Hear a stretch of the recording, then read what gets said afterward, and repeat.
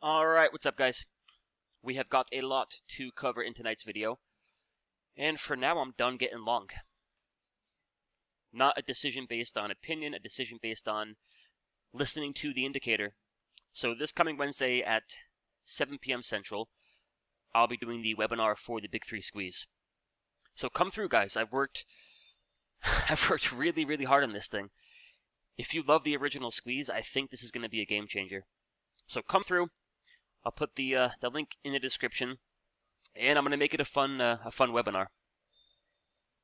Not too many slides, and it'll be a bit more interactive. Going through the charts, looking at the indicators, and running the scans. So come on through. But yeah, so as far as the S&Ps here, time to chill. And keep in mind, if you can't make adjustments quick as a trader, that's how you get smoked. I don't want y'all getting smoked. I want you smoking a victory cigar. Alright, so notice how pretty much ever since May, we had the daily squeeze, we had the buy signals, and then price was above the 21 EMA with a daily buy signal pretty much for 2 months straight, with the exception of a couple of days. And then notice how your momentum line here, and this is different than the original squeeze, based on the MACD. Ever since that daily squeeze fired, you've had momentum above the zero line. It even came down to test the zero line, and for one day there you had a squeeze and a buy signal, and off she goes. So that combination of good structure, trending above the moving average, printing a buy signal, momentum above zero, all that shit gets tossed out the window after last week's action. So now we find ourselves under the 21. Indicators gone from bullish to neutral. And for the first time since May, the momentum line got slammed. A good clapping under the zero line. And then on the weekly squeeze here, which was really the driving force for a lot of this move, on Monday, that weekly squeeze will have fired long about 10 weeks ago. So just from a probabilities perspective, that's not a weekly chart, Taylor. There's your weekly chart. So from a probabilities perspective, that's pretty much all she wrote. Squeeze coils up. We get the pretty green arrow. Big 3 squeeze tells us squeeze should fire to the upside. And that all works as advertised, and yeah, you're 10 weeks in. She might be running out of gas, and we're seeing signs of that here on the daily chart. So the point that I'm trying to make is, ever since May, the stage is perfectly set for a nice rip higher. S&Ps print a daily squeeze, the squeeze fires. They print a weekly squeeze, the weekly squeeze fires. You had that nested squeeze setup. The daily squeeze, the 2-day squeeze, the weekly squeeze. As a swing trader, guys, that's literally as good as it gets. When the indices line up for a push higher, and they've got the squeezes, the structure, the signals, that's where names with what I would consider to be A-plus setups, which is a squeeze and a buy signal, that trade's going to work really well. A lot of trades will work really well when you have that wind at your back. So the key to being a good trader is you got to recognize, hey, this is my time to shine. And we'll talk about this a bit more during the webinar, but aside from trading nothing but really top shelf setups, a huge part of turning that 2,500 into 25K was just the perfect timing. Market gave me a huge thumbs up to go look for my go-to trade. So now with the lack of the wind at our back, that changes the environment. And perhaps this all changes on Monday, and everything is nice and peachy, but that's a shift in the signals you can't ignore.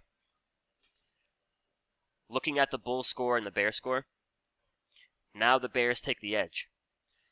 Bulls get a 1 out of 5, the bears get a 2 out of 5. Lower time frames are trashed. 2 hour, 1 hour, 30, 15 minute, 5 minute sell signal. And then for the Q-sters here, the old Q bag It's not any better. I hate to say it, but not any better. So one thing I'm seeing is a lot of these divergences, so to say, where price tried to go higher with momentum under the zero line. So you're seeing that on the Qs. You are seeing that actually in Amazon. So I think one potential short here, if the market is actually weak, and we're seeing signs of that, one good short could be Amazon. Notice how ever since early July, MACD histogram on the squeeze has been below zero, and price continues to try to go higher. Even the gap up here after earnings, this thing's up like 8%. Even after the 8% pop on earnings, momentum's still under the zero line. So in terms of sustainability, the bulls have got to have that gas tank. They get their gas tank when that line stays above zero. So ever since late March up until July, the bulls had the gas in the tank. And price goes from $90 to about $130. So now for the first time since April, Amazon's gas tank is empty. Empty for the bulls. Another one here would be Nvidia. So momentum breaks negative on Nvidia mid-July. Price continues to go higher. That kind of action can be tough to sustain. As far as the momentum part of the equation, the bulls have no wind at their back. Another name here is Meta. Let me see what else here. I got a couple more for you. Let me see. Semiconductors. Y'all get the point, though. Momentum's a big part of the equation, and it's actually a part of the big three signals. So jumping back here to the S&Ps, my indicator can't print a buy signal if momentum is not above that zero line. So given how hard that broke on Wednesday, Thursday, Friday of last week, there is a pretty good chance here it's going to be a while until we actually get a fresh daily buy signal. So again, this all just tells me that the picture has changed. All right, now I can't wake up and run the same scans and look for the same trades, thinking I'm going to have the same success rate. So now I'm thinking in the short term, we might be looking for a few shorts here. So as far as the S&Ps go, I think so long as price is under the daily 21, at a minimum, there's probably a pretty good chance here we're going to come down to that daily 50. So under the 21 EMA, could be looking for a flush to the daily 50. But then, here's the thing. As far as the weekly chart goes, look at this like you were looking at a 15-minute chart. When the 15-minute squeeze fires long, you get your push, and then everything kind of fizzles out. It's not crazy to pull back to that 21 EMA. The same thing could happen here as far as the weekly chart goes. And bigger picture, guys, this is kind of like the first real push here for the bulls. So I'm not trying to come across as like super bearish. If anything, I'm just trying to say, hey, we had a nice move. All right, we found the squeeze, we took advantage of it. Things look a little bit tired here. The weekly structure and the potential trend, totally valid even if price pulls back to that 4,300. All right, there's, let's call this, since the push started, right, there's your lows. We've pushed, there's the high. A reversion to the weekly 21.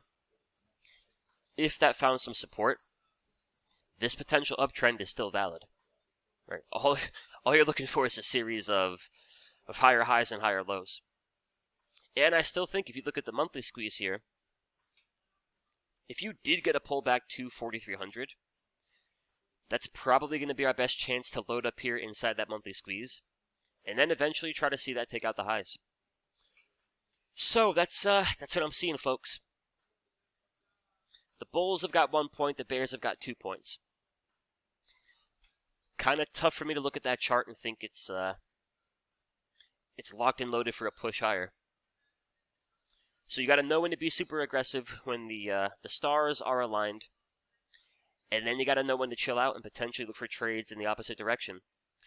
So for those of y'all in the mastery, we'll talk a little bit more about this in tomorrow morning's Sunday prep session. Sunday's service will take place at 9 a.m. Central, and then for the rest of y'all, I'll see you Monday morning for pre-market prep. And again, come through on Wednesday night. Show your boy some support. Pour yourself a nice glass of wine. Maybe you're a scotch kind of person. But yeah, I think it'll be a good time. So I hope to see you Wednesday night. And until the next video, y'all be good. Adios.